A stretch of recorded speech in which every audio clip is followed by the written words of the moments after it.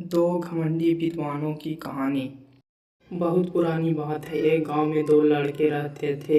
एक का नाम ज्ञानवान और दूसरे का नाम बुद्धिमान था, लेकिन दोनों पढ़ने लिखने में बहुत कमजोर थे।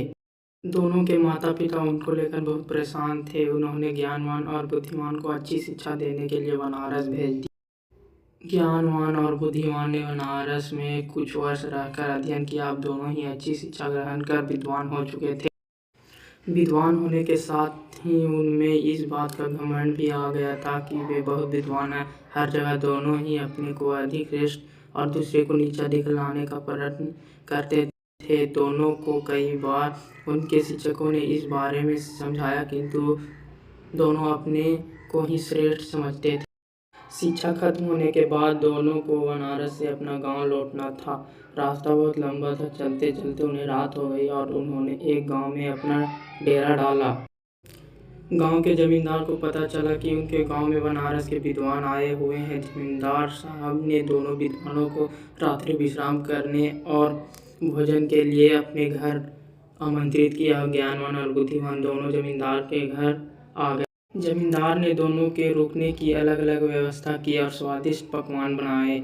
जमींदार पहले ज्ञानवान के पास गया और हालचाल जाना। जमींदार पहले तो ज्ञानवान से बहुत प्रभावित हुआ, किंतु अपने घमंड और बुद्धिमान को नीचा दिखाने के लिए ज्ञानवान जमींदार से बोला, बुद्धिमान तो नाम का बुद्धिमान, इतने दिन बनारस में रहकर भी वह कुछ नहीं सीखा और अभी भी गधा ही है।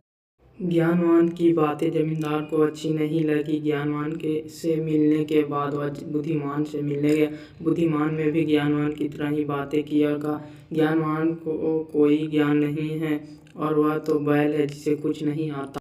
जमींदार दोनों से बहुत निराश हुआ और कुछ देर पश्चात उसने ज्ञानवान और बुद्धिमान को भोजन के लिए बुलाया। दोनों भोजन के लिए आए और जब दोनों को थालियां परोसी गई तो थाली में घास और भूसा था। थालियां देखकर दोनों जमींदार पर बहुत क्रोधित हुए और बोले, आपने यहाँ हमें बेइज्जत करने के लिए बुलाया है? क्या हम कोई जानवर है जो आप हमें घास भूसा खिला रहे हैं? जमींदार हाथ जोड़कर बोला, मान्यवर, आप विद्वान हैं और मेरे मेहमान हैं। मेरा उद्देश्य आपके बेइज्जती करना नहीं है। आप दोनों ही विद्वान होकर एक दूसरे को बैल और गधा बोल रहे थे, इसलिए बैल और गधे का जो भोजन पसंद है मैंने आपको भी वही भोजन परोस दिया।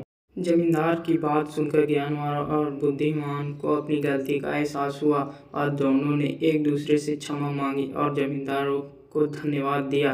जमींदार ने भी दोनों को स्वादिष्ट पकवान खिलाए और दोनों की खूब आवभगत की। शिक्षा, कोई कितना ही बड़ा विद्वान क्यों ना हो, अगर दूसरे को नीचा दिखलाने का प्रयत्न करता है तो उसे भी नीचा देखना पड़ता है।